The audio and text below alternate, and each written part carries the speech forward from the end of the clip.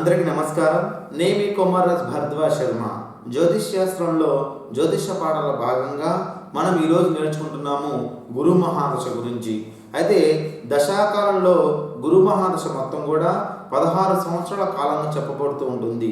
ఈ దశలో గురుడు మనకి శుభుడైనట్లయితే జాతకుడికి పుత్ర అదేవిధంగా సంతానం విషయంలో సుఖవంతమైన జీవితాన్ని కలిగే విధంగా ప్రసాదిస్తూ ఉంటుంది.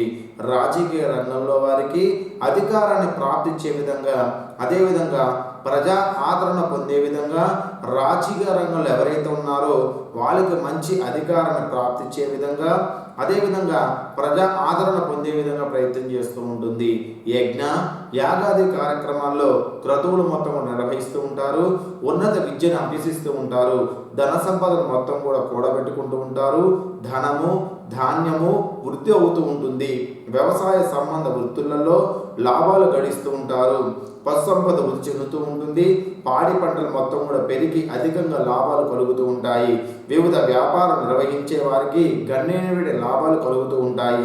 అదేవిధంగా సృజన సాంకేతిక విషయంలో ముందుకు వెళ్తూ ఉంటారు. అయితే ఈ దశలో గురుడు అశుభుడైనట్టయితే అనవసర వివాదాల మూలంగా ధననష్టం అనేది అధికంగా జరుగుతూ ఉంటుంది.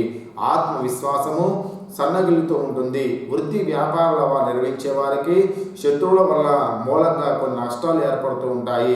మానసికంగా వేదనకు లోనవుతూ ఉంటారు. తండ్రికి హాని జరుగుతూ ఉంటుంది.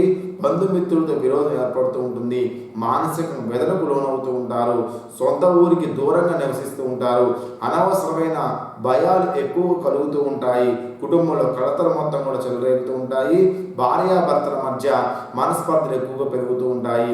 ఇది మనకు గురు మహాదశ విషయంలో. అయితే గురు మహాదశ విషయంలో 12 రాసుల వారికి ఏం జరుగుతుంది మరో క్లాసులో మీకు వివరంగా తెలియజేస్తాను. మీ కుమారరాజు భరద్వాజ్.